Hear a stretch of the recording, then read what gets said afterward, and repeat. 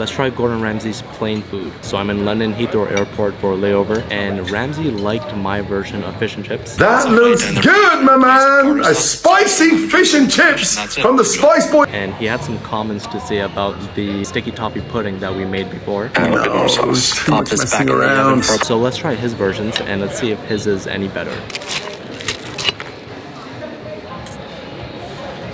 Okay, so you can taste the fish. It's a good crisp, it's a crunch. I like the lemon, but there's no masala. And I'm not saying that just because he called me the spice boy. I'm actually saying that because there's no spice in here. It needs a bit of a kick. It's also super flaky, which is a good thing. Like, it's not overcooked, but it's also hard to grab like one solid piece of fish. I don't know if that's a good thing or a bad thing. I'll give it an 8.6 out of 10. And let's try the fries. There's no masala on it. I added some nice masala fries to mine. It has a better crunch than mine, but flavor-wise, it honestly just reminds me of some sort of fast food fries, you know? And he also included peas into the fish and chips. I think mushy peas are something quite big here in the UK. A lot of mint in there. It almost reminds me of a mint chutney, but not spicy. And let's try this sticky toffee pudding. Oh, that's nice. It's nice and warm. I would like it a bit sweeter, honestly. I'm not a huge fan of desserts that are super sweet, but I just think this could be a little bit sweeter. And the food itself didn't take so long to get here. If you want to catch a flight and you think you're going to be late, this honestly took maybe 15 minutes. I would give the sticky toffee pudding an 8.9 out of 10. Is Salt Bay steak worth it? So I'm only in Dubai for a layover, and I thought, you know what, let's check out Salt Bay, let's see what all the hype is about. This is like one of the most cheapest things on the menu. I think it's around 200 Canadian. It's a strip loin. Let's see if it's worth it. It's a good piece of steak. It is just a bit overpriced for some reason. Like, you could buy that at the butcher shop for maybe 30 bucks. And the gold ones were around, if you converted it to Canadian dollars, was around 1,600. And that was one of the cheaper options. A steak that cost maybe 80 bucks plus gold, let's say 100 bucks, they're charging around 1,700. Taste-wise, it's still really good. I ordered this medium rare. In terms of flavor, it's a 8.8 out of 10. In terms of service, 9.4 out of 10. In terms of price, it's a 1.2 out of 10. Let's try Turkish kebab. Or is it called kebab or kebab? I don't know. I'm in Istanbul for a layover. The only thing that I can compare this to would probably be a shawarma. And I don't know if that's even in the same category. I just saw a huge rotisserie of, I think this is beef or maybe lamb. And it's quite simple. They just wrap this with a bit of tomatoes, onions, and I think that was it.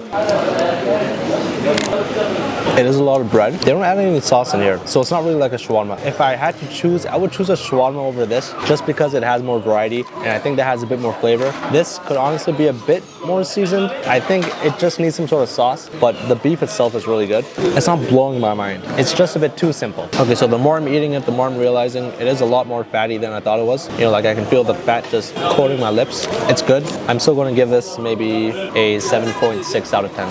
Let's try Halal Kobe steak. I'm in Tokyo, Japan for a layover, and this place is actually at the bottom of a subway station. If you're in Tokyo, or if you're in Japan in general, then this is probably the only place where you can get the best authentic Kobe beef. This one steak cost me around 200 Canadian dollars.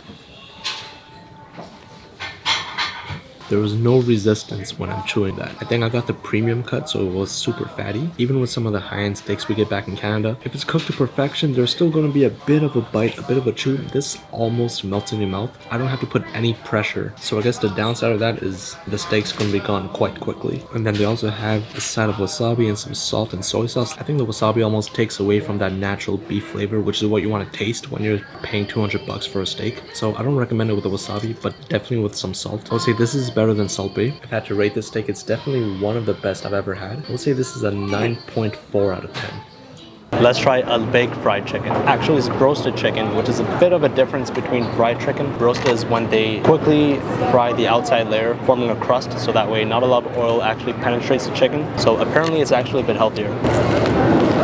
And I am back in Dubai for a layover. I swear this is the last one. I'm on my way back to Canada. In comparison to Popeyes, because Popeyes is my favorite fried chicken, this doesn't really have that crispy, crunchy crust. It's a bit thinner, but the masala is really good. It's spicy. So you can actually see the masala on the chicken, which is nice. And I think the way they get the masala on the inside is they possibly inject the chicken before they fry it. Let me know if that's true or not. Apparently this place is huge in Saudi. This is the only location outside of Saudi in Dubai. I don't know if that's true or not, but it does taste and feel a bit healthier because it's not really really that oily. I would give this a 8.4 out of 10. Let's try sushi from 7-Eleven. I'm in Tokyo, Japan for a layover, and the 7-Elevens here are like convenience stores on steroids. They just have a lot more variety in food options and ready-made meals for sale as compared to the 7-Elevens and convenience stores in Canada. And this one piece of sushi only cost me around $1.50. Okay, I already totally messed this up. So there's supposed to be a special way where you unwrap this and the seaweed is supposed to get wrapped with the rice, but I think I'll just do this manually. Surprisingly, this may be even better than some of the restaurants that I've been to, but it's just rice, seaweed, tuna, and pickled radish. There's nowhere in Toronto where you can find a snack like this for $1. For the price, the taste, and the convenience, I'm giving this a 8.8 out of 10. Let's try Jollibee. So I'm in Dubai for a layover again, and we don't have halal Jollibee in Toronto, but I honestly don't get the hype. I see a lot of Filipino people go here, and it's basically spaghetti with a ragu and hot dogs.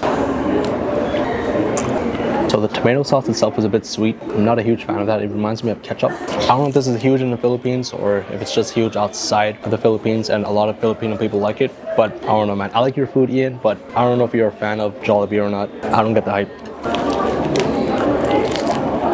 Okay, the chicken is actually pretty good.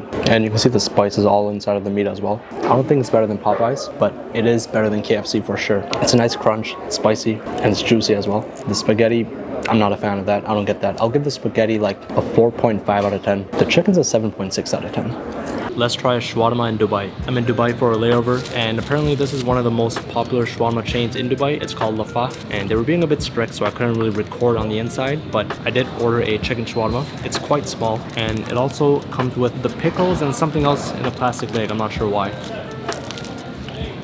Okay, so there's a lot of white sauce, some potatoes, but I don't really see any other veggies. They did toast it very well, and it almost seems like a paratha. It's a bit flaky, but in terms of the other ingredients, it's not really that much flavor. Like, there's a bit of chicken in there, which is quite seasoned well. It's good, but it's not really blowing my mind. I think it's missing some of that pomegranate molasses. And maybe it's the best in the East. Shout out to the Emiratis. I would give this maybe a 7.9 out of 10. Let's try Sizi and Burak. So we all see him on TikTok. I ordered some lamb chops. I'm in Dubai for a layover. Let's see if it's worth it.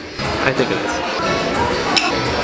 I think it's a bit overcooked in my opinion. I usually like mine a bit on the medium rare to rare side. I think my mom would like this because she doesn't like meat like that. It's also a bit overpriced too. I think this is around $100 Canadian for 2 pieces of lamb chops, some rice, and some roasted veggies. It's a lot better with the tomatoes, but other than that, the lamb chops by themselves isn't really anything too special. I give it a 7.8 out of 10. Let's try camel meat. So I'm in Dubai for a layover. They have some exotic meats here, and I always wanted to try camel meat. Okay, so first of all, it's not seasoned as much, but it honestly tastes quite similar to a regular fillet of beef. I always had this impression that camel would be a bit salty. This doesn't taste naturally salty at all. It honestly tastes like beef. It's not gamey at all. There's no weird aftertaste. It is a little bit chewy, but apart from that, the taste is pretty much like a tenderloin. I would give it a 8.1 out of 10.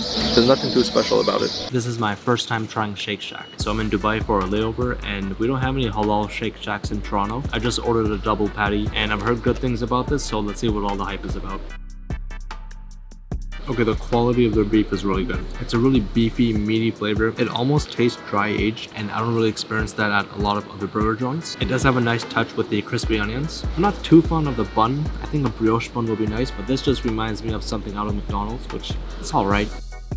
But yeah, I would say the beef itself is the star of the show. It's quite a good smash burger. I would give this one maybe a 8.4 out of 10. I'm super tired. I'm finally on my way back to Toronto. So this is definitely going to give me the itis, and I'm just going to knock out on the plane. Let's try the best kebab in Dubai. So I'm in Dubai for another layover. I'm trying out some Iranian barbecue, and apparently these guys won best kebab of the year. It's called Ustad. Let's see what all the hype is about. What's the most popular thing I can order here? The number one for Iranian Arabic is yogurt one. Indian, Pakistan, Asian, chicken kebab mutton plus chicken zafran. So I'm going to break a piece off with some of the bread, grab some kebabs, and dip it into the chutney.